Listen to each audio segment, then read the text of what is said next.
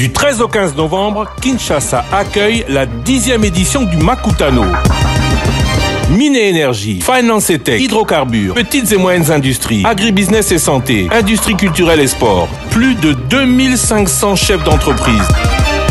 Le Makutano 10 vous souhaite la bienvenue. Édition spéciale en direct pendant tout le forum sur Top Congo FM. D'intégrer les chaînes de valeur mondiales de la batterie. Alors, j'avoue que votre question soulève une réflexion d'ensemble et avec quelques points d'arrêt ciblés. Une réflexion d'ensemble parce que quand vous avez écouté mon prédécesseur, il vous a décliné une palette de choses à faire qui toutes sont concernées par les questions juridiques. À mon avis, il faudrait d'abord une question de paradigme, que le législateur congolais intègre le fait que la loi n'est pas faite uniquement pour des considérations politiques, mais également pour une efficacité économique. Ça veut dire qu'il doit intégrer un paradigme de partenariat. Parce que si vous prenez la loi sur la sous-traitance, c'est très bien pensé dans l'idée d'encourager le tissu économique congolais, mais je ne suis pas sûr que les dispositions de cette loi, avec l'application qui en est faite aujourd'hui, faciliteront la réalisation de cela. Exemple concret, l'article 6 de cette loi exige de travailler avec des sociétés congolaises et si on n'en trouve pas, au bout de 6 mois d'en créer une. Qu'est-ce qu'on fait aujourd'hui en pratique? C'est qu'on crée une société avec des Congolais à qui on donne quelque chose, mais en réalité, il n'y a pas de transfert de technologie. Or, l'idée de chaîne de valeur locale, ça veut dire avoir des intrants congolais dans le processus de fabrication, suppose que le tissu économique congolais puisse avoir la compétence pour répondre au marché. Ça veut dire que dorénavant, ces textes doivent être revus dans la perspective de stimuler des partenariats.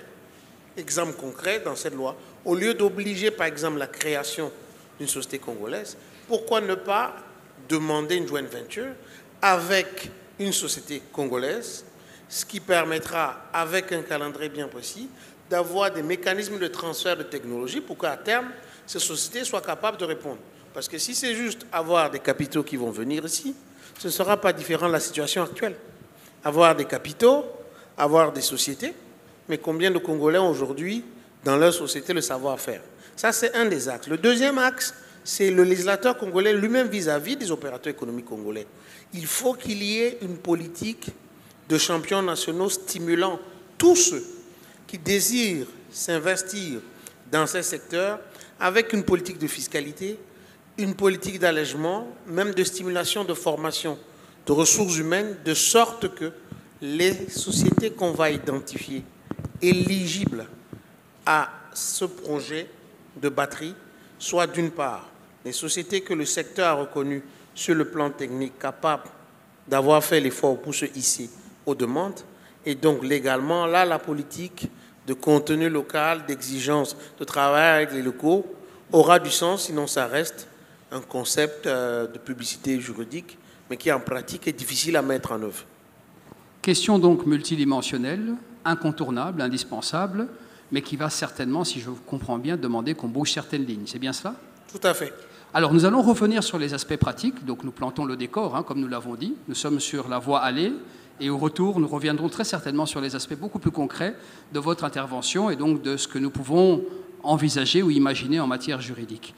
Juste à côté de vous, nous avons également un juriste, mais qui représente en fait un exploitant minier, pour le dire ainsi, n'est-ce pas? Et c'est à ce titre que nous aimerions pouvoir bénéficier de votre expertise. Parce que parmi les 6 axes que M. le Couturier, directeur général du Conseil congolais de la batterie, a évoqué, il y a notamment celui du sourcing, celui de l'approvisionnement.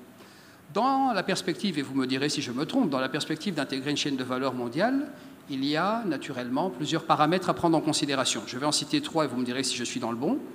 Premièrement, garantir l'approvisionnement en quantité. D'accord? Il faut des quantités suffisantes. 2, il faut des approvisionnements en qualité, c'est-à-dire qui répondent à des normes. Et 3, des approvisionnements stables. On ne peut pas dire à BMW, pour ne prendre que lui, demain, écoutez, on vous livrera ou on ne vous livrera pas parce qu'on n'a pas été approvisionné. A priori, ça n'existe pas. Alors, si tel est le cas, comment est-ce que nous, profanes, nous pouvons nous dire demain cette industrie va émerger et nous avons une lecture fidèle de comment se présente la question de l'approvisionnement. Vous, en tant qu'exploitant minier, comment est-ce que vous percevez la question de l'approvisionnement de cette future filière batterie au regard notamment des 3 paramètres que nous avons évoqués? Merci. A priori, il faut rapidement rectifier. EGC ne se positionne pas comme un exploitant minier. C'est un défaut de vocabulaire qu'il faudra me pardonner. Non, Merci. Ça peut créer des incidences parce que EGC est une filiale à 95% de la GECAMINE et les staffs de la GECAMINE ne cessent de rappeler à EGC qu'il est plutôt un trader et pas un exploitant minier. Enfin, tout le monde l'aura retenu et m'aura pardonné, je l'espère. Il ne faudra pas nous créer des problèmes après. Donc voilà, on est trader effectivement. Bon, EGC a comme vocation de capter toute la production artisanale qui évidemment, comme on l'avait dit, devrait grandir en qualité, prioritairement quand on connaît les menaces qui pèsent continuellement sur la production artisanale du cobalt, essentiellement. Enfin, la vocation de EGC couvre quand même, au-delà du cobalt, d'autres minéraux critiques ou stratégiques, comme on l'a dit. Cependant, pour envisager le cobalt, on sait aujourd'hui la problématique telle qu'elle est posée, pour notre part, est plus qu'une nécessité dans la mesure où elle constitue une réponse à la crise actuelle du cobalt. On le sait, on est pratiquement à 26 000 $ la tonne, alors qu'on vient on caracolait dans les 70. C'est parce qu'aujourd'hui, on a l'impression qu'il y a une offre excédentaire. Tout le monde produit un peu de partout. L'État n'a pas le contrôle là-dessus. Rien que la production artisanale est estimée aujourd'hui, c'est une estimation, on parle de 30% de la production congolaise. Et si tel est le cas, ça devrait constituer 20% de la production mondiale. Et cette offre excédentaire fait en sorte que, entre autres, c'est une explication que les cours sont très bas. Alors, comment pouvons-nous envisager ou créer, la réflexion elle est permanente au niveau de la primature, au niveau de tous les services du ministère, comment pouvoir faire face à cette crise-là, pour permettre évidemment au Congo de profiter largement de cet atout qu'il a de couvrir les 70% du marché mondial. Une des réponses, justement, c'est de pouvoir contrôler les stocks. Ben, garder les stocks ici pour les plaisirs de les garder, ça ne sert à rien, mais le développement d'une industrie locale permettrait évidemment de pouvoir absorber, déjà au niveau de la République, une bonne partie de cet excédent. C'est pour éviter évidemment que le cours demeure un peu plus bas. S'il y a déjà une bonne quantité qui est destinée à l'industrie locale, ça va de soi que le marché pourrait se réguler autrement. Les réflexions sont bien entendu en train d'être menées. Et GC entend effectivement se positionner pour accompagner le développement de cette industrie locale qui devrait absorber au ministère cette quantité. Donc on sera mieux à mesure. Rien que la RDC n'a pas besoin peut-être d'aller se mettre avec d'autres pays pour créer l'OPEP, mais la RDC, l'OPEP représente aujourd'hui quelques 60%. Mais la RDC, rien que la RDC, elle seule peut peser autant que l'OPEP. Mais la politique... C'est l'Arabie Saoudite du cobalt. C'est l'Arabie Saoudite va la compagnie du cobalt, effectivement. Donc ça interpelle, c'est une nécessité parce que ça constituerait vraiment une réponse à cette crise et le gouvernement est pressé de pouvoir engranger déjà des résultats pour pouvoir réguler cette crise du cobalt. Voilà. Alors ça c'est pour les aspects de contexte, d'accord? Donc nous comprenons, et vous me direz si ma compréhension est bonne, qu'aujourd'hui, en fait, en réalité, nous sommes en excédent de production à l'échelle mondiale, hein, pas seulement de la RDC, ce qui fait que les cours sont bas. Et donc, ça veut dire que quelque part, pour arriver non seulement à réguler les cours, mais pour arriver à une balance entre l'offre et la demande, l'opportunité de pouvoir transformer localement, finalement, arrive à point nommé, non seulement parce que c'est une bonne issue, mais également parce que cela démontre notre capacité à pouvoir livrer par défaut du cobalt à cette nouvelle filière industrielle. C'est bien ça? Bien sûr, bien sûr. Alors, nous reviendrons sur quelques aspects naturellement beaucoup plus techniques, beaucoup plus pratiques, mais en termes de contexte, je pense que nous y sommes. Et donc, Axe suivant, juste à côté de vous, nous avons donc M. Mukendi, qui est directeur général de Silo Congo. Lui est dans la logistique. C'est bien cela, M. Mukendi. Exactement. Alors, c'est justement un autre challenge que le Conseil congolais de la batterie évoque, après les propos de Franck. Franck nous a rappelé qu'en fait, c'est un écosystème qu'on construit. Dès lors qu'il s'agit d'intégrer les chaînes de valeur mondiales, c'est vraiment construire un écosystème. Et donc, je vais prendre juste à titre d'illustration, dans une échelle moindre, même en termes de sous-traitance, et vous me direz si je me trompe, vous n'êtes probablement pas éligible à un marché de Tenke Funguru, mais si vous leur livrez 3 bouteilles d'eau par jour. C'est en livrant des centaines, voire des milliers de bouteilles d'eau que vous donnez éligible au marché de Tenke Funguru. Donc, de la même façon, nos ambitions et nos moyens doivent être en phase. En termes justement de logistique, de transport, comment se présentent les choses aujourd'hui selon vous, dès lors que nous sommes dans une perspective d'intégrer, dans un avenir que nous espérons le plus proche possible, déjà pour un premier pied, et dans le futur de manière beaucoup plus ambitieuse, les chaînes de valeur mondiale, on va dire des solutions de stockage d'une manière générale. Merci, j'ai vraiment affaire à un professeur. Alors, je suis très ravi du thème de Makutano de cette année qui parle du New Deal, une nouvelle façon de voir les choses. Comme vous l'avez dit, il est difficile pour une grande entreprise comme TFM de travailler avec une petite société ou une sous-traitance à petite valeur. Mais les désirs, le souhait ou l'ambition, comme j'ai pu revenir sur le discours de l'organisatrice, Madame Soulou, que je cite en passant, il faille intégrer la donne de petite valeur dans la chaîne de valeur. Laquelle? Parce que, j'arrive, d'accord. Parce que demain, 50 ans ou 25 ans après, nous serons fiers d'avoir vu les petites intégrées. Mais comment ça se passe? TFM n'est pas grand parce qu'il a commencé grand. C'est un exemple où les grandes sociétés ont commencé petits et ils ont eu des opportunités d'être soutenus par les grands. D'où les grands doivent tendre la main aux petits. Je ne sais pas, je pense que vous êtes d'accord avec moi là. Pour l'instant, je n'ai pas d'avis. Nous sommes en train de planter le décor et en plus, en tant que modérateur, alors, je risque vraiment d'essayer de ne pas d'en avoir. Les grands doivent tendre la main aux petits, non pas seulement pour rassurer la relève de demain, mais pour, je dirais, la fierté de demain et le retour de ce qui leur a été donné. Alors, ça veut dire que nous avons les chaînes de valeur locales, mais qui ont pour ambition d'elles-mêmes intégrer les chaînes de valeur globales, sur lesquelles nous avons naturellement moins de contrôle. Qui est un combat très énorme aujourd'hui. En revanche, est garantie, c'est la nécessité d'avoir des infrastructures de logistique et de transport adéquates. Quels que soient les acteurs derrière, petits, grands, mais une chose est certaine, c'est que si nous voulons intégrer les chaînes de valeur mondiales, il faut viser grand. Est-ce qu'aujourd'hui, nous avons ces infrastructures pour pouvoir viser grand et nous projeter de manière totalement sereine sur la possibilité d'intégrer les chaînes de valeur mondiales? Je pense qu'il ne s'agit pas seulement de viser grand, mais j'insiste sur l'accompagnement. Il y a des structures, bien sûr, qui accompagnent. Mais cet accompagnement n'est pas fait de façon rationnelle, s'il faut le dire, ou intentionnelle aussi. Je ne sais pas si vous me comprenez là. Alors, si je comprends bien, dans l'absolu, les problèmes sont là, ils sont connus. Exact. Mais il faut travailler sur les solutions. C'est bien ça? Il faut travailler sur les solutions. Ces solutions passent notamment par le fait de pouvoir accompagner chacun des acteurs, quelle que soit son échelle, par rapport à la contribution qu'il apportera en vue de la solution. Et ces accompagnements doivent être intentionnels, j'insiste. Très bien. Merci. Alors, il faudra qu'on revienne sur la notion d'intentionnel très certainement. Et pour ça, enfin, du moins pour poursuivre, sur la question notamment de la logistique, du transport, mais sur des matières plus transversales encore, et également sur la question de l'énergie. Alors, pourquoi transversale? Je vais revenir dessus.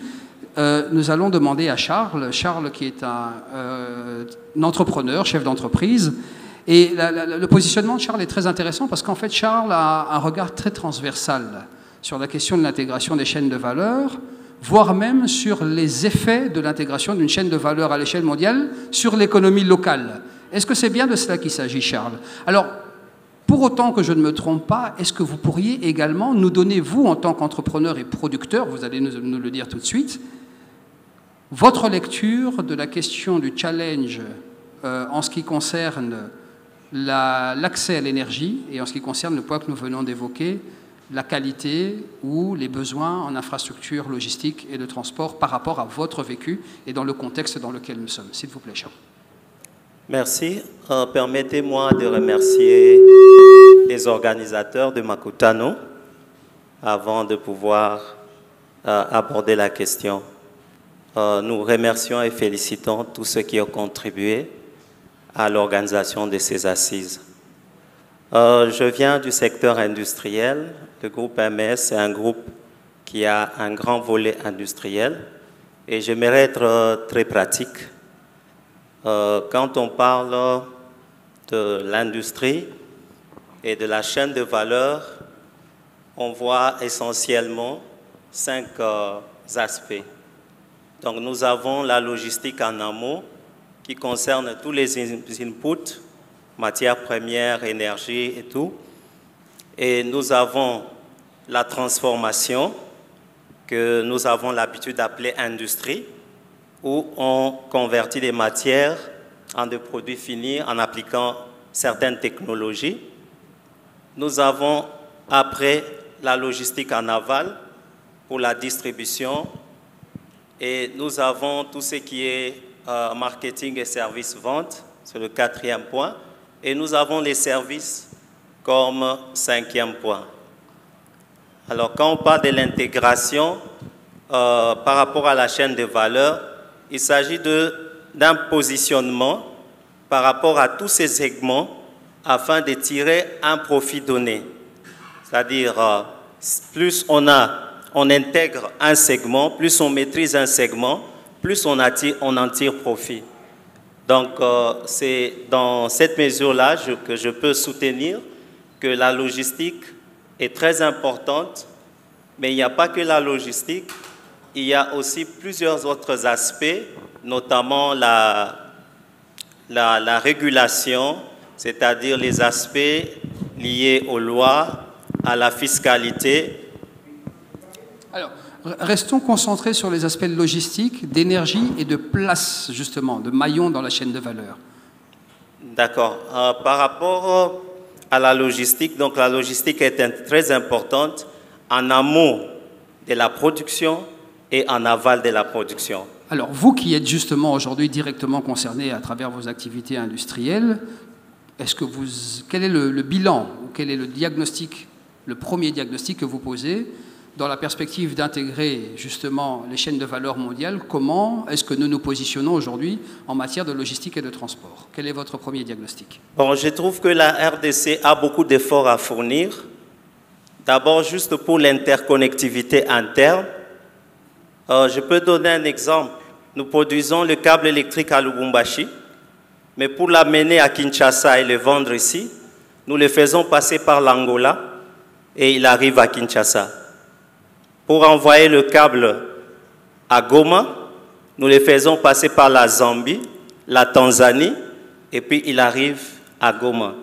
Donc ça, c'est juste en interne. Or, le marché qui peut propulser l'industrie locale, d'abord, c'est la demande intérieure. Nous avons une forte demande intérieure, une forte population, mais nous ne sommes pas interconnectés.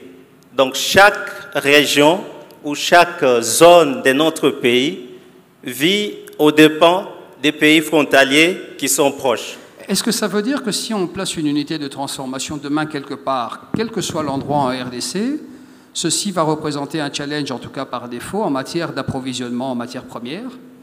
D'accord? Il faut que l'intrant arrive jusqu'au lieu de transformation et que le produit fini sorte du lieu de transformation vers sa zone de consommation. Comment est-ce que vous appréhendez la question? Oui, je pense que vous avez raison. Nous avons la chance d'être basés au Katanga pour faire le câble en cuivre. Donc, nous nous approvisionnons localement et directement. Mais je me pose la question, si une entreprise s'est installée à Kisangani, comment est-ce qu'elle va trouver le cuivre à transformer en câble électrique? Comment est-ce qu'on va acheminer cela? Donc, il y a une question sérieuse des infrastructures pour soutenir la logistique. Et il y a aussi d'autres questions qui sont d'ordre juridique, même si vous ne voulez pas qu'on les évoque. Je donne quand même un exemple. Alors, je vous demanderai plutôt de ne pas considérer que je ne veux pas. C'est parce que nous avons 2 juristes autour de la table et que nous leur confions cette matière. Mais évoquez vos questions, comme ça, nous pourrons les intégrer dans celles que nous leur adressons. C'est juste par rapport à la concurrence. Le cuivre est produit au Congo. Pour l'exporter, il y a juste 1% qui est exigé par le code minier comme rémunération des services rendus à l'exportation. Donc, si un fabricant de câbles est basé hors du Congo, importe le cuivre pour fabriquer du câble, il va le recevoir à sa valeur, plus le transport, plus 1%. Mais les producteurs locaux, ils achètent ce cuivre avec la TVA dessus. Et quand ils veulent vendre ce câble aux entreprises minières, l'entreprise minière est exonérée, toujours par rapport au code minier, quand elle importe. Mais quand elle achète localement, elle achète avec la TVA. Or, sa production et son marché est externe. Donc, il n'y a pas moyen que la mine fasse des compensations pour la TVA. Il faut que cette TVA soit restituée. Alors, c'est un problème spécifique, naturellement, quand nous parlons globalement du développement industriel et de l'intégration des chaînes de valeur. Ceci est une question très spécifique qui est cruciale, mais qui est extrêmement spécifique. C'est juste un exemple, il y en a plusieurs. C'est un exemple, naturellement. Alors, en matière d'énergie, j'imagine que les considérations, en tout cas les enseignements que vous partagez avec nous sont probablement les mêmes. Nous n'avons pas un accès à une énergie permanente. Oui, en tant qu'industriel, je peux vous dire que la plupart des industries, je ne parle pas de l'industrie minière, fonctionnent avec l'énergie de la SNEL, peut-être à 40%. Et la plupart du temps, c'est sur les générateurs. Du coup, ça impacte le coût de production. Donc, il y a aussi une question liée à l'énergie. Pour être compétitif, il faut avoir le même coût de l'énergie que les autres entreprises ou les autres producteurs qui sont basés à l'extérieur. Très bien. Alors, naturellement, une matière très vaste et nous avons un temps qui est limité, donc je vais regarder vers Mouktar. Rebonjour Mouktar. Mouktar, vous représentez donc le Brussels Africa Hub dont vous êtes le président. Ce qui est très intéressant dans ce qui a été dit dans le panel précédent, et je pense dans ce qui est dit également en filigrane ici, c'est que quelque part, si on veut intégrer les chaînes de valeur globales, on doit le faire avec ceux qui sont également à l'extérieur, n'est-ce pas? On n'intègre pas les chaînes de valeur mondiales seules vues du Congo. On est obligé de le faire avec des partenaires, que ce soit des clients, que ce soit des partenaires stratégiques, que ce soit des partenaires financiers ou des partenaires plus structurels en matière, par exemple, de création de compétences. Donc je prends juste quelques exemples. La question est celle-là.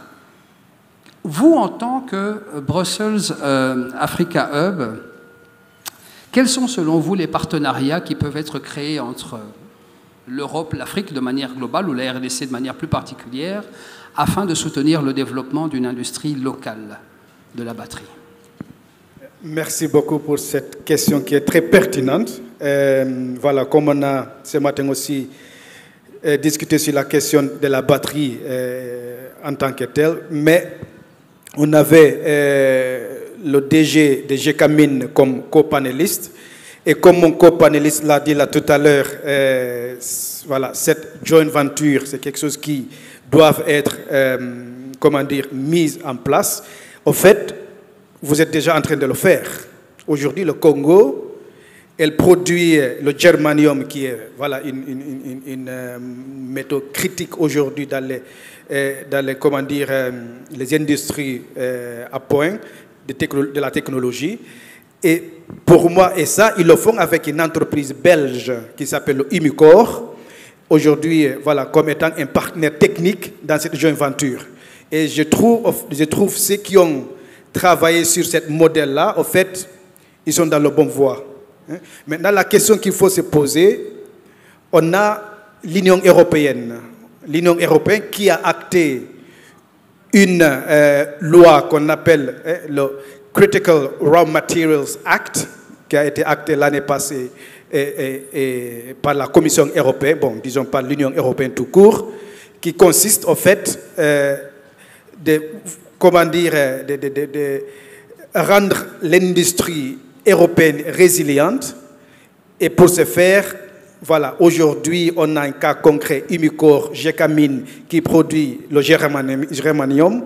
Pour moi, c'est une voie à suivre. Maintenant, qu'est-ce qu'il faut se dire? Il faut que les dirigeants Union européenne et les dirigeants congolais se mettent en place. Parce que la stratégie a été déjà formulée au niveau Union européenne qui s'appelle le Global Gateway. Il y a une enveloppe de 150 milliards qui est disponible d'ici 2027. Et cette enveloppe-là devrait en fait servir à promouvoir cette joint venture que Gécamine et Umicore ont amorcée. Très bien, merci beaucoup Mouktar. Vous me direz si je me trompe, mais un peu plus tôt ce matin, Madame Marie-Chantal Kaninda, qui représentait Glencore, si ma mémoire est bonne, nous a dit un des efforts que nous devons fournir, c'est notamment de pouvoir diversifier notre destination, la destination de nos productions, n'est-ce pas? Elle a dit qu'il faudrait peut-être que nous ayons la capacité de nous adresser ou d'avoir des partenaires dans un horizon beaucoup plus élargi ou dans une géographie plus élargie. Est-ce que ceci fait partie des éléments que vous évoquez? Les enjeux non seulement de la diversification de nos marchés de destination, mais également ce que cela exige pour pouvoir accéder à ces marchés. Est-ce que c'est de cela qu'il s'agit ou faut-il le lire autrement? C'est absolument ça pour moi qu'il s'agit. Aujourd'hui, en fait, il a dit tout à l'heure, think local, act global. Moi, j'ajouterais même locally rooted, globally connected. Et cela veut dire, en fait, voilà, la transformation maximale se fait ici, sur place, en RDC, mais étant ouvert à travailler avec ces entreprises conglomérats internationales, comme encore je disais tout à l'heure, le cas Gécamine, Umicore. Voilà, et cela implique aussi de regarder vers les autres continents, que ce soit les États-Unis, et ça n'exclut vraiment pas. Mais moi, je trouve que c'est un modèle qu'il faut vraiment prendre très au sérieux et essayer de voir voilà, comment l'améliorer au maximum pour le bénéfice du continent africain et le Congo. Parce que comme le discours de Nicole hier pendant l'ouverture, si le Congo, vraiment le Congo-Kinshasa se développe, c'est tout le continent africain qui se développe en ce moment. Alors, très bien, donc il y a au moins deux choses qu'on retient. La première chose, c'est que quelque part, chacun a son rôle à jouer. D'accord ? Il est très difficile d'envisager l'émergence d'une industrie, entre guillemets, seule, en totale autarcie, sans avoir recours à des technologies, à des savoir-faire, à des moyens, à des ressources qui se trouvent ailleurs. Donc cette notion de partenariat est centrale. Et le deuxième aspect, c'est que la diversification des marchés de destination exige également de pouvoir nous assurer que nous sommes en phase avec les exigences de ces marchés de destination. C'est bien cela ? Absolument. Merci beaucoup, Mouktar. Alors, Franck, je reviens vers vous pour deux choses. La première, j'aimerais que vous essayiez de tenter, vous, de votre regard d'expert, une première synthèse de ce que nous venons de dire. Quels sont, quelque part, selon vous, les éléments qu'il faut retenir de ce qui vient d'être dit, en naturellement englobant votre propre contribution. Et le deuxième point, c'est que justement, vous représentez un cabinet qui a un rayonnement international. Vous êtes partout, vous avez été partout sur Terre. Et donc, nous, en RDC, nous sommes dans une phase où nous nous disons, nous avons certainement une stratégie. Cette stratégie va évoluer parce que le monde évolue. Mais quels sont les paramètres qu'on intègre ou comment est-ce qu'on procède pour se dire qu'au moment où nous parlons, nous avons la bonne stratégie. Dans un mois, nous avons la bonne stratégie. Dans 6 mois, nous avons la bonne stratégie. Dans 2 ans, nous avons la bonne stratégie, notamment en regard de ce que les autres à l'international ont bien fait, mais également ce qu'ils n'ont pas réussi à faire. Voilà les 2 points sur lesquels nous avons besoin de votre intervention, Franck. Merci. Merci. Sur le premier point, je pense que, en synthèse, que la RDC, mais aussi le monde en général, se trouve sur un point d'inflexion. Si on est sérieux avec la transition énergétique et matériaux, il faut le faire marcher. Et il ne s'agit pas de bâtir des usines, comme on disait. Il s'agit de construire des écosystèmes, il s'agit de construire des partenariats, des maillots de supply chain qui sont connectés. Et comme on disait, on parle du sourcing, des co-arrangements, aussi les ressources humaines, la capacité, l'énergie, la logistique, c'est extrêmement important. Tout ça doit venir ensemble. Okay? Et j'aime bien la dimension dont parlait Denis, parce que si on ne met pas tout ensemble dans une stratégie, une feuille de route, un planning, on peut l'appeler comme on veut, si on ne met pas tous ensemble, on ne va jamais arriver au financement. Parce qu'on peut, ce matin, on a parlé beaucoup du financement. Pour moi, personne dans le monde va financer une usine. On ne finance jamais une usine. On finance un business, on finance une idée, on finance quelque chose qui est clair et net, qui crée la valeur. Donc ça, c'est un peu la synthèse pour moi de tout ce qu'on vient de dire. Sur le deuxième point, qu'est-ce qu'il faut pour le faire marcher? Je pense que la RDC doit clairement se positionner. Pour moi, comme Européen, je vois plus ou moins le monde. C'est quand même un peu surprenant que, pour moi, la RDC est un des seuls pays dans le monde où il y a beaucoup des éléments dont on vient de parler qui se trouvent au même endroit. Je parle des minéraux même, mais je parle aussi le potentiel d'énergie renouvelable ici est énorme. Les logistiques sont c'est un très défi, mais je pense qu'il y a des solutions. Les ressources, il y a beaucoup de gens jeunes ici, des gens capables, etc. Quand on regarde, moi je viens de la Belgique, je viens de l'Europe, on n'a pas de ressources, on n'a plus de gens jeunes, on n'a plus de gens qui veulent bouger. C'est l'inverse ici. Et donc je regarde un peu la RDC, c'est quand même bizarre qu'on est dans une situation qui ne bouge pas plus vite. Et donc, je pense qu'il faut une vision claire, simple, nette, qu'on amène au monde extérieur et le reste va suivre. Je pense que vous êtes dans une situation...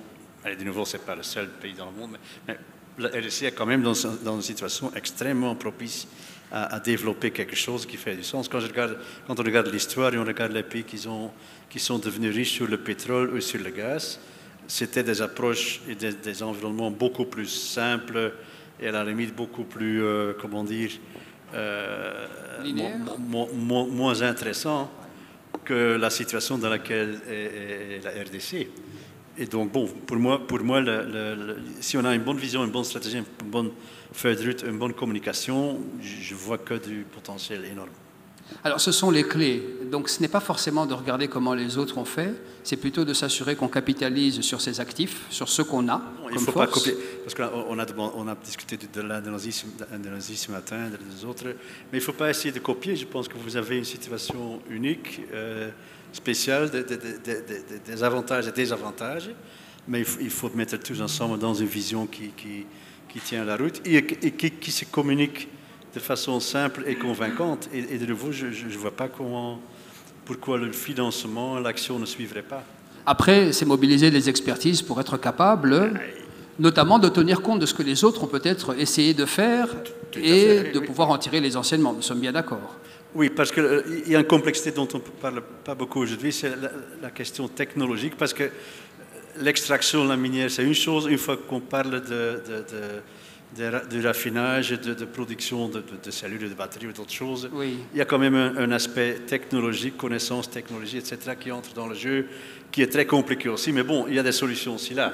Mais c'est un peu ce qui est arrivé dans les économies européennes, quand on a quitté l'usine, on va dire les charbonneries, le charbonnage, n'est-ce pas, pour rentrer dans une industrie de transformation. Au début, quand vous lisez Émile Zola ou vous regardez Germinal, vous voyez en fait que les gens ne sont absolument pas qualifiés. Tout ce qu'on leur demande, c'est d'être capable de rentrer dans une mine, de taper avec une pioche et de ressortir. Dès lors qu'on commence à transformer, la donne change. La donne change, on a besoin d'autres capacités, on a besoin d'autres technologies et on a besoin d'avoir notamment un capital humain qui est capable de relever le défi. Ça veut dire, vous, par exemple, au niveau du Brussels Africa Hub, quels sont comment dirais-je, quel rôle vous pouvez jouer concrètement, nous sommes donc dans la phase retour maintenant, de manière très concrète pour soutenir effectivement ce besoin d'accès à la technologie, ce besoin d'accès à la connaissance et idéalement ce besoin de transfert des connaissances, des savoir-faire et des technologies. Est-ce que vous êtes en mesure de jouer un rôle de manière très concrète, de manière tangible, de façon à ce que nous puissions nous retrouver ici dans 1 an, dans 2 ans ou dans 3 ans et dire « Mokhtar, grâce à vous, voilà ce qui s'est passé en matière de transfert de technologie, de savoir-faire et autres ». Est-ce que c'est quelque chose qu'on peut, entre guillemets, mettre sur votre dos ? Voilà, merci pour cette question encore qui est très pertinente parce que qu'est-ce qu'on constate aujourd'hui? Au sein de Brussels Africa Hub, aujourd'hui, on travaille avec un réseau des investisseurs et aussi, des conglomérats internationaux. Mais le problème fondamental qu'ils ont, c'est le risque réputationnel. Quel est le rôle de Brussels Africa Hub dans tout ça? Nous, étant une structure pan-africaine, pan-européenne, nous, on va jouer cette interface. Vous, étant investisseur, vous étant celui qui a le know-how, vous avez peur d'aller en Afrique, vous avez peur d'aller au Congo. Nous, on va aller au Congo. Nous, on va en fait jouer cette déminaire pour vous. On va absorber tout ce risque réputationnel à nous. Et c'est ça. Et je pense que ça peut fonctionner parce qu'aujourd'hui, on commence déjà à avoir de bonnes discussions avec les bons interlocuteurs. Et c'est maintenant, voilà, on va continuer sur ça parce qu'au moment où cette partie risque réputationnel pour ceux qui ont le know-how et le financement est minimalisé, je ne dis pas disparaît complètement, mais minimalisé, alors je pense que l'engouement se fera tout seul. Alors, de manière très concrète également, le professeur Jean-Marc Ilolo a évoqué tout à l'heure, et je pense que Franck l'avait complété d'ailleurs en parlant de roadshow. D'accord ?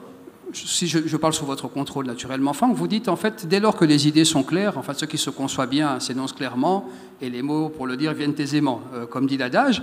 Donc imaginons que nous restons dans ce concept, ça veut dire qu'il faut aller vers les partenaires techniques, il faut aller vers les partenaires stratégiques, il faut aller vers les partenaires financiers. S'il en existe en Europe, est-ce que ça fait partie de ce que nous pouvons attendre du Brussels Africa Hub? Et ça, c'est vraiment la raison d'existence même de Brussels Africa Hub, c'est le pilier principal. À partir du moment qu'il y a une vision claire qui a été formulée, pour nous, c'est notre rôle maintenant d'aller vers ces investisseurs institutionnels qui, aujourd'hui, dans leur mandat, ils n'ont pas l'Afrique dans leur géographie. C'est à nous maintenant d'aller amener l'Afrique dans leur carte géographique. Et ça, aujourd'hui, on a déjà démarré ces actions-là. Nous, tout ce qu'on a besoin de nos compatriotes africains, que ce soit dans le secteur public et privé, aidez-nous à avoir une roadmap claire dans ce que vous faites.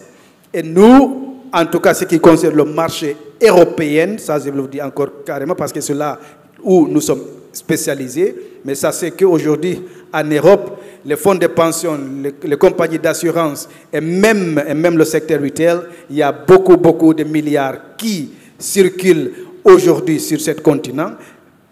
Pourquoi? Parce que c'est une population, comme Franck l'a disait tout à l'heure, une population qui a vieilli. Une population qui a vieilli, cela veut dire qu'elle a épargné beaucoup. Et ici en Europe et en Afrique, c'est l'inverse. Une population très jeune qui a besoin de capitaux. Alors nous, on va faire cette matching, les projets qui a une roadmap très claire, et nous, on va aller trouver ces institutionnels, ces investisseurs, pour qu'on les donne la gaz de confiance qu'ils ont besoin pour pouvoir s'engager avec ces marchés africains. Oui, ta question, on a besoin de roadmaps qui sont clairs, et sur base de ça, nous, on est prêts et on le fait déjà pour accompagner les projets sur le continent et pour le développement du continent africain tout court. Alors, je propose qu'on retienne au minimum deux choses. La première, c'est la bonne nouvelle. Il existe des partenaires techniques, financiers, stratégiques, commerciaux, qui finalement seraient disposés, pour l'instant je le laisse au conditionnel, mais qui sont mobilisables en tout cas pour travailler avec nous. D'accord ? Le deuxième point, c'est que vous dites qu'il faut une roadmap, donc un plan directeur, une feuille de route, un master plan. On a utilisé plusieurs termes aujourd'hui, mais le principe n'est pas de la terminologie, c'est bien de fixer l'idée. D'accord ? C'est quelque part ce schéma, cette structure, cette construction du projet. D'accord ? Et donc ça veut dire qu'on intègre potentiellement la possibilité de venir avec des réponses sur les différents axes qui ont été évoqués. Ça veut dire que demain, si je ne me trompe pas, vous êtes susceptible de mobiliser et des ressources et des capacités pour pouvoir travailler parallèlement aux autres aspects sur le développement des infrastructures et de la logistique. Est-ce que c'est correct? Absolument correct. Alors, dans ce contexte-là, je parle à vos voisins, je parle à Charles et je parle à Patrick. pour inverser un peu le pôle, maintenant, Charles prendra la parole en premier et Patrick pourra intervenir juste après. Concrètement, qu'est-ce qu'on pourrait proposer dans ce fameux roadmap, dans ce fameux plan directeur, dans ce fameux plan stratégique, feuille de route, appelons-le comme on veut, mais dans ce que nous pourrions venir mettre sur la table demain pour dire, vous savez, à court terme, à moyen terme et à long terme, voici comment les choses pourraient se décliner pour que nous puissions répondre à la question de l'enjeu du développement des infrastructures logistiques et de transport, attention, en vue de l'intégration de notre économie dans les chaînes de valeur mondiales. Charles, s'il vous plaît. Très concret, qu'est-ce qu'on fait? Qu'est-ce qu'on propose? J'aime quand vous avez parlé des roadmaps. Je pense que nous ne pouvons pas naviguer aveuglément pour l'intégration dans la chaîne des valeurs mondiales. Je pense qu'en tant que pays, nous avons des efforts à fournir à l'interne.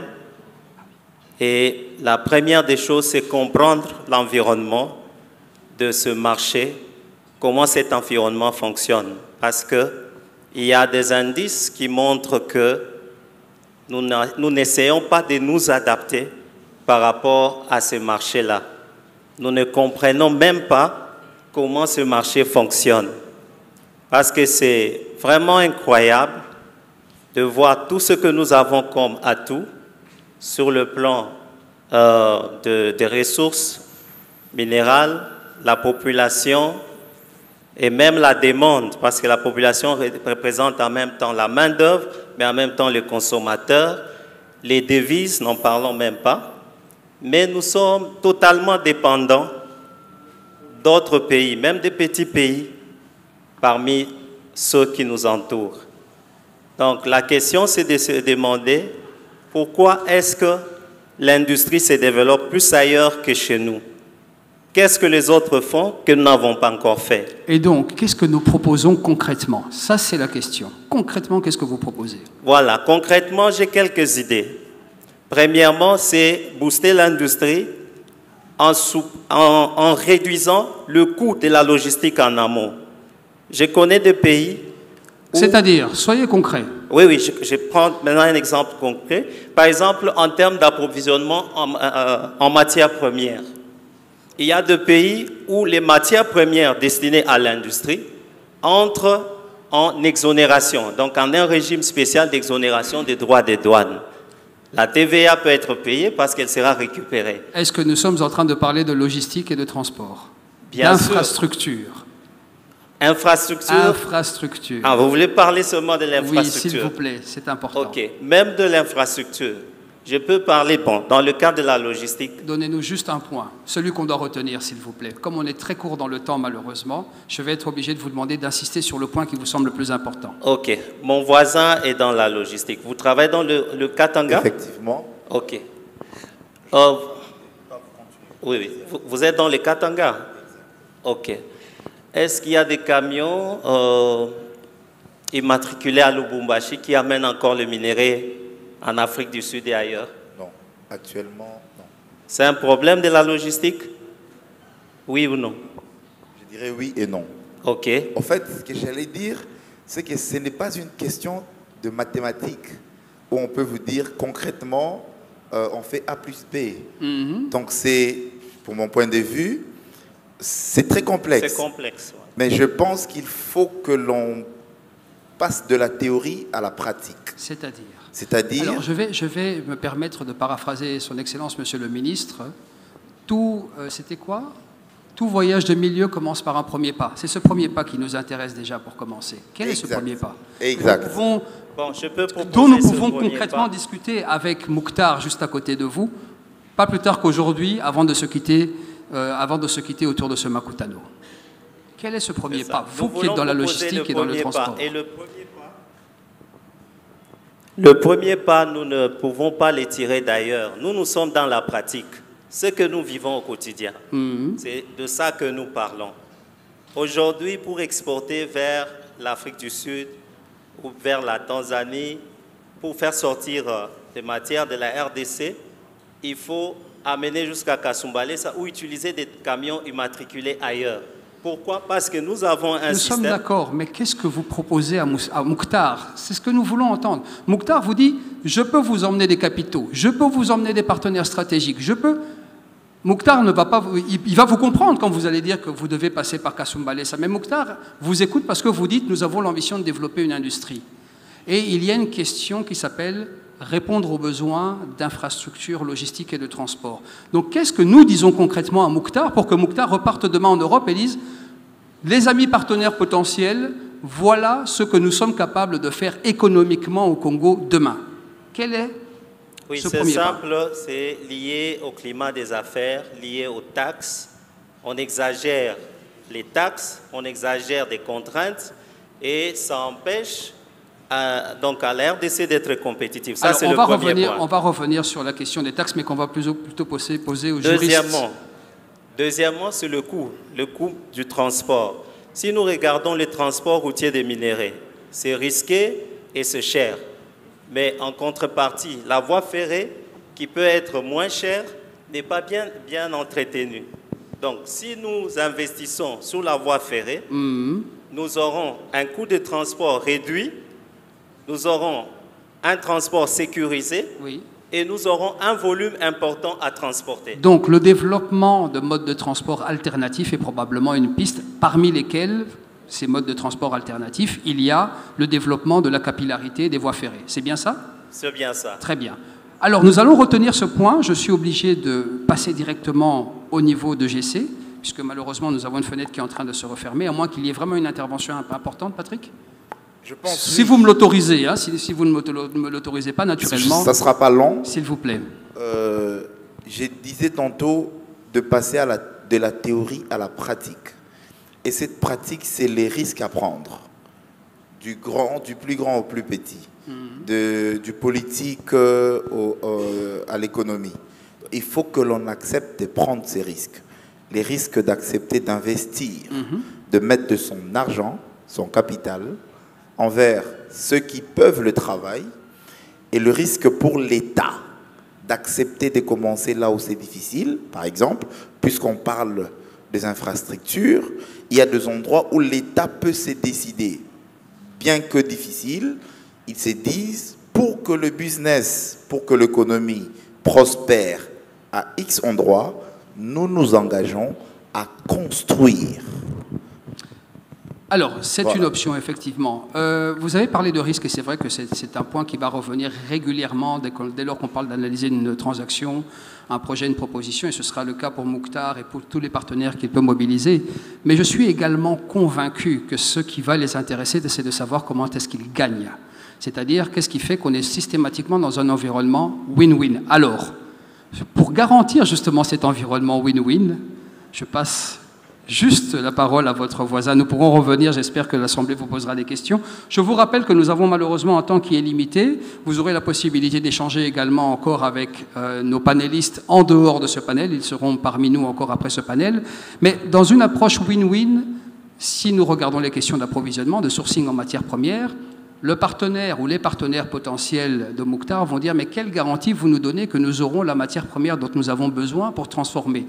Si nous venons demain investir au Congo pour transformer, comment pouvez-vous nous garantir que nous aurons effectivement les quantités, les qualités et la stabilité des approvisionnements dont nous avons besoin ?» Quelle est l'analyse ou que peut faire l'analyse sur ce point de GC? Très rapidement, nous sommes en train vraiment de fermer la fenêtre qui nous avait été donnée. Mille excuses, Patrick. Je pense qu'en ce qui concerne EGC, il y a des efforts qui sont en train d'être fournis au niveau de la chaîne d'approvisionnement artisanal, puisque c'est de ces côtés-là qui viennent souvent des critiques sur la qualité des produits. On a beaucoup travaillé avec la plupart des normes et standards internationaux. On a eu l'assistance de pas mal de structures. On travaille notamment avec USAID pour pouvoir établir des normes d'exploitation artisanale qui puissent rendre nos produits propres à une consommation internationale. Comme on le dit la plupart de coopératives, bon, on n'a pas de problème avec les Chinois et les Indiens, ils achètent sans regarder. Mais oui, les autres, ils font plutôt la fine bouche. Ils voulaient s'assurer que voilà, les produits et exploité, on ne va pas au-delà des 30 mètres dans la galerie, ainsi de suite. Bon, voilà, on connaît les narratifs. On voudrait quand même changer ces narratifs-là. C'est comme ça, on les appelle tous autour de la table. En regardant, on a des projets pilotes. On a reçu quelques 5 carrés de la GECAMINE pour créer des projets pilotes où il va y avoir une production conforme aux mines, au principe des mines responsables. Ça, c'est une réponse, puisqu'on va grandir en qualité et on espère que cette partie-là pourrait être facilement commercialisable et espérer que, voilà, on montrerait les coûts. Au niveau interne, on insiste sur le fait, les mots même les disent. Bon, on les appelle les substances minérales critiques pour les autres parce qu'ils n'en ont pas. En fait, c'est stratégique pour nous parce que nous, on en a en abondance. Mais on doit pouvoir garder ce concept de stratégique et dire comment nous devons faire en sorte pour que nous restions au top, parce que le temps malheureusement n'est pas avec nous. Les autres développent également des solutions alternatives au cobalt, notamment dans les batteries. On ne sait pas quand ça va donner quoi, mais profitons du moment où on est encore en état de grâce. En volume, en tout cas, il y aura toujours un besoin du cobalt. Ensuite, ça, il faut vraiment qu'on le dise. On va être surpris également par le cobalt recyclé, puisqu'après toutes ces années d'exploitation, il y aura le recyclage du cobalt qui se trouve déjà sur le marché qui va pouvoir aussi peser sur le marché. Donc on n'a pas beaucoup de temps. Comme on l'a dit ici, il faut passer vraiment rapidement aux actes. Moi, j'aurais bien voulu aujourd'hui qu'on nous dise où est-ce qu'on en est concrètement, quelles sont les prochaines étapes. Mais en tout cas, les atouts, et j'essaie en un, les atouts sont là pour pouvoir accompagner cette entrée de l'économie de la RDC dans la chaîne de valeur internationale.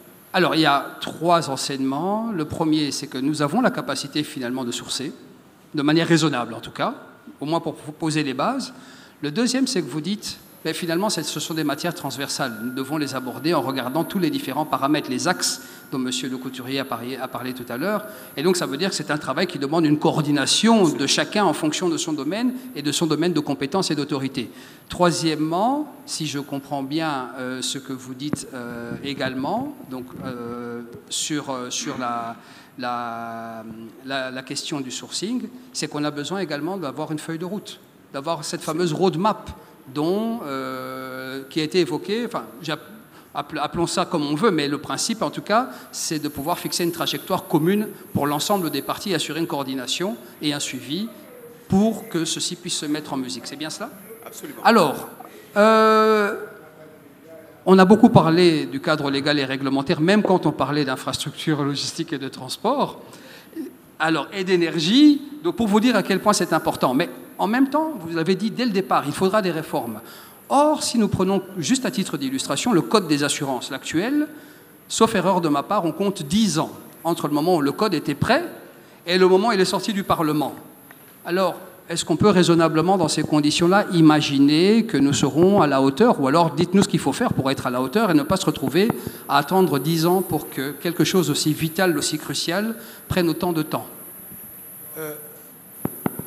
Tout d'abord, vous voyez que la réflexion stratégique, le seul fait qu'on y pense, montre qu'on a une autre approche des besoins.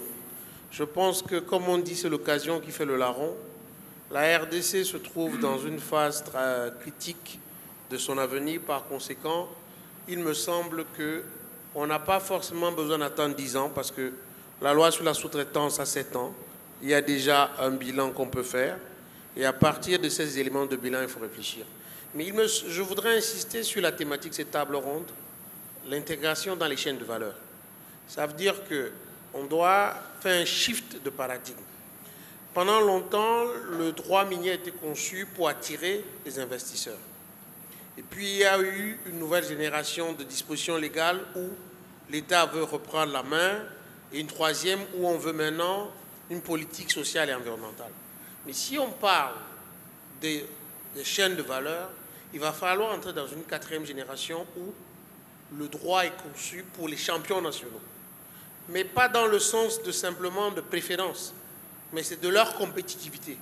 Vous avez suivi l'exemple tout à l'heure qui était donné sur la matière fiscale. Il est plus intéressant d'importer un produit que de recourir à un prestataire local. Mais si on ne change pas le cadre législatif, ça ne sera jamais intéressant. Est-ce qu'on va devoir attendre 10 ans? Mais justement, on n'a pas besoin d'attendre 10 ans. Parce que si vous êtes en train de penser à cette industrie et que vous dites, comme mon voisin l'expliquait tout à l'heure, Monsieur le Couturier, Denis Le Couturier, ça veut dire très clairement que dans le cadre de la conception de cette politique, il faut également simultanément, et voire même en amont, avoir le préalable juridique. Aujourd'hui, si vous voulez que des entreprises congolaises émergent, il ne suffit pas de dire que vous allez les faire venir dans les batteries. Quel type de batterie? Ça suppose qu'il y a deux niveaux de réflexion juridique. Le droit interne et le droit international, parce que quel type de partenariat? Est-ce que vous voulez des partenariats avec des Coréens sur la base d'un accord de promotion des investissements ou de coopération régionale qui entraîne quel type de fiscalité? Si vous ne posez pas ces questions maintenant, et vous avez toute la réflexion logistique, économique, et que le droit ne suit pas derrière, vous allez avoir les mêmes problèmes que la loi sur la sous-traitance porte aujourd'hui. Depuis l'adoption de la loi sous-traitance, est-ce qu'on a l'impression au Congo qu'il y a eu des sous-traitants qui ont pris des places stratégiques dans le secteur minier, par exemple? Alors, ça nous amène justement au dernier point. Vous l'avez évoqué en substance. Nous étions tournés vers l'attraction des investissements extérieurs. Hein. Je pense que c'est à quelques mots près ce que vous avez dit. Et Monsieur Le Couturier, vous avez parlé également de faire venir des investisseurs.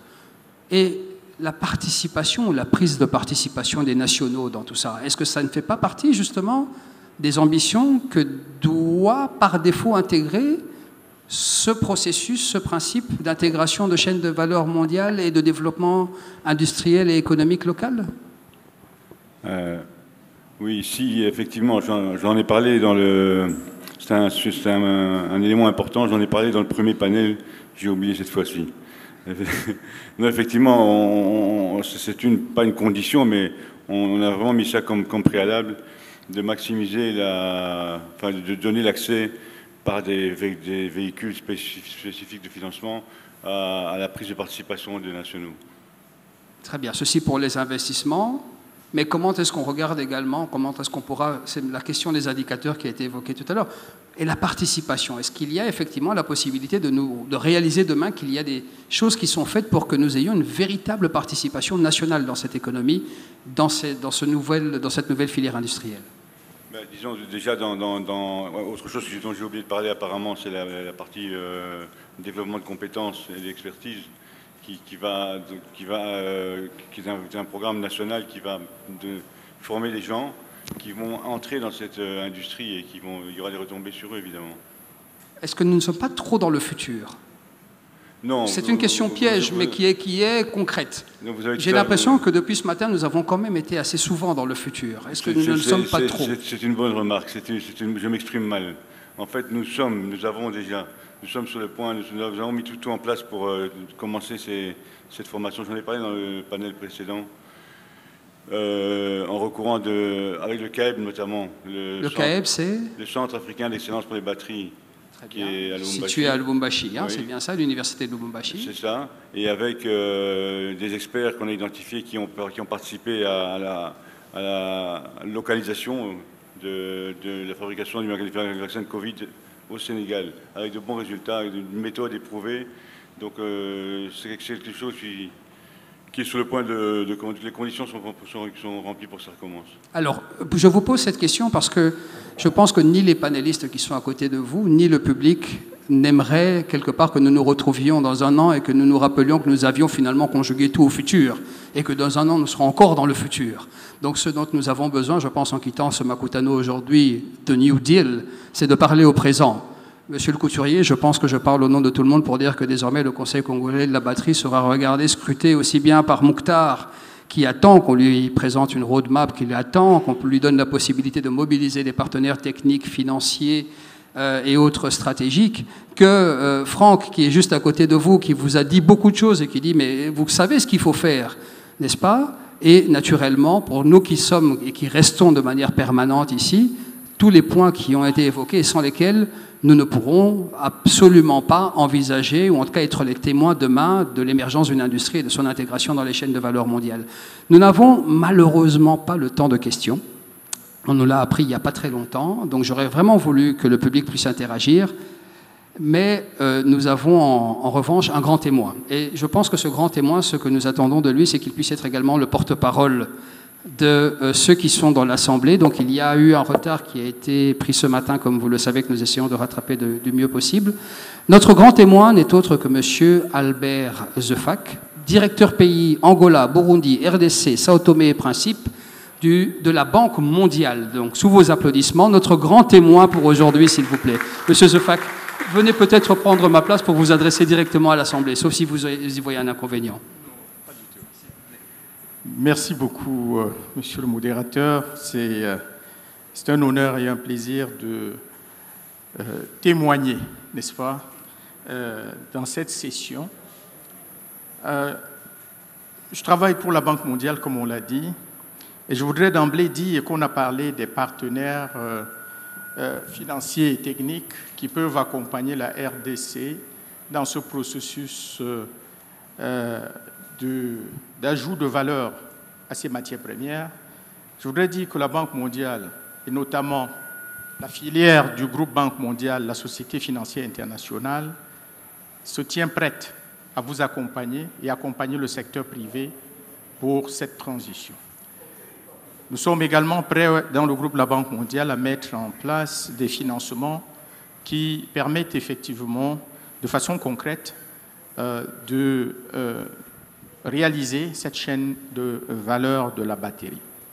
Je voudrais aussi dire que lorsqu'on parle du New Deal, pour ceux qui jouent aux cartes, c'est qu'on rebat les cartes et on vous donne une nouvelle main. Et je pense que cette nouvelle main aujourd'hui est offerte au Congo par la transition énergétique globale. C'est une nouvelle main que l'on peut bien jouer ou mal jouer. C'est une nouvelle main, et c'est ressorti du panel, que l'on doit jouer stratégiquement, mais rapidement, parce qu'on n'a pas tout le temps. Il faut un sens de l'urgence parce qu'il y a des solutions alternatives au cobalt qui sont en train d'être développées en ce moment même. Le deuxième point que je voulais faire, c'est qu'on a beaucoup parlé du cobalt. On a beaucoup parlé de la chaîne de valeur de la batterie. Mais l'on peut penser un peu plus large pour effectivement embrasser la chaîne de valeur de la voiture électrique. Et la chaîne de la valeur de la voiture électrique inclura certainement les câbles de cuivre, dont l'un des producteurs est sur ce panel, mais beaucoup d'autres câbles et beaucoup d'autres inputs dans l'automobile qui ont peut-être plus de valeur dans le futur que la batterie elle-même. Donc, pensons effectivement à ouvrir cette discussion pour inclure le cadre de la chaîne de valeur de la voiture électrique. Alors, ce que j'ai entendu de la discussion très très riche, c'est qu'il faut un certain nombre de blocs absolument critiques pour réaliser cette transition. Et le premier, c'est l'infrastructure. L'infrastructure physique, on a parlé de l'absence de route, de l'absence de connectivité. Et là, il faudra y mettre, et je crois que c'est ressorti également du panel, la nécessité d'investir dans le rail. N'est-ce pas?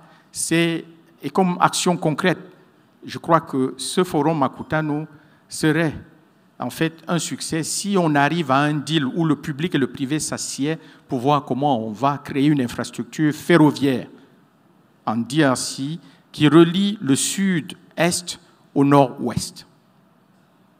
C'est ambitieux, mais c'est possible et c'est kilomètre après kilomètre qu'on réalise des milliers d'autoroutes, des milliers de kilomètres de rails.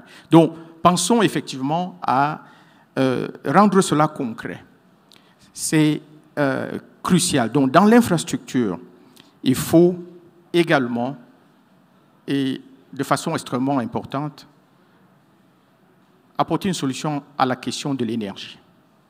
La question de l'énergie est préalable et je n'ai pas entendu le terme INGA sur ce panel, mais si l'on pense que la vie du cobalt, la vie des minéraux critiques au Congo dépassera 10 ans, alors la solution de l'énergie viendra probablement du grand INGA. Donc il est peut-être temps que l'on inclue dans cette discussion la possibilité pour les entreprises minières, les entreprises potentiellement transformatrices de ces minéraux, à investir pour générer cette énergie, comme elles le font déjà, mais seulement qu'aujourd'hui, elles investissent dans les générateurs, elles investissent pour polluer davantage afin de produire des minerais qu'on divers. Pourquoi ne pas penser à un deal dans ce Makutano où on va voir le secteur privé actif au Congo qui est prêt à financer le développement du Grand Inga? Ça serait une action concrète et résoudrait le problème au-delà de dans 10 ans, n'est-ce pas? Mais entre-temps, il faudra des solutions tampons, il faudra du soleil, il faudra des mini-réseaux, des mini-barrages, mais d'ici à 10 ans, il faudra absolument générer cette énergie. Le deuxième bloc qui est extrêmement important et qui a été discuté ici, c'est celui du cadre réglementaire. Et je sais, comme le modérateur était assez impatient, tout le monde veut revenir aux taxes, tout le monde veut revenir à la fiscalité. Mais je pense que le message principal ici, que nous, à la Banque mondiale, on soutient également, c'est ce changement de paradigme qu'il faut lorsqu'il s'agit du cadre réglementaire. Nos économies, jusqu'alors, ont été conçues comme des économies de rente, comme des économies primitives, où on creuse, on vend, on ramasse, on vend. Mais on n'a pas conçu notre cadre réglementaire pour, en fait, ajouter de la valeur ou pour créer des emplois. Ces considérations n'étaient pas sur la table. Aujourd'hui, le New Deal inclut le changement de paradigme au niveau de la stratégie de développement économique de nos pays et il va falloir que nous passions... En fait, je pense qu'il va falloir réinventer les codes d'investissement ou les codes de tout genre. Il va falloir les réinventer pour passer de ce que j'appellerais les codes d'extraction à des codes de transformation. Pour le moment, aucun de nos cadres réglementaires n'a en fait pensé la transformation et ne l'a intégrée dans ses dispositions. Donc je crois que là, cela sort de cette discussion du panel. Ce matin, j'étais dans une réunion avec le ministre des Finances qui me disait « mais ce n'est pas possible. Nous avons conçu des zones économiques spéciales, mais on a donné des incitations fiscales à toutes les entreprises qui s'installent dans les zones économiques spéciales pour revendre sur le marché local, pour faire concurrence aux entreprises qu'on taxe lourdement sur le marché local. » Voilà une des inconsistances de nos codes. Parce qu'en fait, on n'a pas pensé ces codes comme étant en fait faits pour servir l'économie locale. Ils sont faits pour attirer l'investissement étranger. On lui donne tout ce qu'il demande, et même plus, même ce qu'il ne demande pas, pour en fait déverser cette production sur le marché local. Donc, je crois que ça, pour ce qui est du cadre réglementaire, ce n'est pas que la fiscalité, c'est la sous-traitance qui est mal conçue. C'est le transfert de technologie. En fait, sérieusement, il n'y a jamais eu de pays où on leur a transféré la technologie. La technologie se prend, elle s'arrache. Il est temps que l'on le comprenne. Il n'y a aucun pays à qui on a tendu la technologie. Et comment est-ce que les pays prennent la technologie? Elles investissent dans les compétences. Combien d'ingénieurs miniers avons-nous au Congo? Combien d'ingénieurs électromécaniciens, ingénieurs, n'est-ce pas, électriciens avons-nous au Congo pour, en fait, penser à la transformation de ces minéraux? Combien avons-nous formés? Je lisais, je ne sais pas si le chiffre est exact, que l'école d'ingénieurs, l'école polytechnique de Lubumbashi, depuis l'indépendance, n'a pas formé plus de 2000 ingénieurs. Alors, chers amis, s'il faut réaliser le Grand Inga, il ne faudra pas 5000 ingénieurs, il faudra peut-être 10 000 ingénieurs. Où sont-ils? Donc, tout de suite, on commence à les former, et tout de suite, pas demain. Alors, le troisième bloc, je crois, qu'on a discuté dans cet atelier, je crois, c'est la nécessité de bâtir des partenariats gagnant-gagnant. Et je crois que là, c'est fondamental. Là, n'est-ce pas, les PPP dont on parle beaucoup, n'est-ce pas, comment est-ce qu'on les met en place? Comment est-ce qu'on s'assure effectivement qu'on ait les entreprises qui permettent de effectivement réaliser ces partenariats? Et ces partenariats devront se faire avec les entreprises minières qui exploitent, mais aussi avec les entreprises qui transforment d'ici et d'ailleurs. Et je crois que je vais terminer sur la nécessité de diversifier pas seulement les produits, mais aussi les marchés. Et je crois que ça aussi, cette idée a également été mentionnée dans le panel. Et je pense que on pourra j'espère, terminer ce panel sur cette notion que le New Deal est en fait offert au Congo par la transition énergétique. Pourquoi c'est nouveau? Pourquoi c'est un nouveau deal? Parce que nous avons, à la Banque mondiale, fait des études. J'ai fait un bouquin il y a 3 ans qui montre que, à l'horizon 2050, si nous voulons atteindre net zéro, il faudra environ 3 milliards de tonnes de minerais critiques. 3 milliards. Alors, c'est impossible à réaliser. Alors, une bonne partie de ces ressources pourrait être produite au Congo. C'est l'occasion de saisir cette opportunité, pas pour creuser et vendre, mais pour ajouter de la valeur et créer des emplois pour les jeunes Congolais qui en demanderont davantage. Et il est urgent de le faire tout de suite parce que les autres pays se positionnent pour trouver des alternatives. Je vous remercie. S'il vous plaît. Je vais demander juste à nos panélistes, sous vos applaudissements encore, et ainsi que, à nouveau pour M. Zefax, s'il vous plaît, de se lever pour la photo de famille, et je vais céder le micro à Soraya pour la suite du programme. Monsieur Henri, vous-même pour la photo.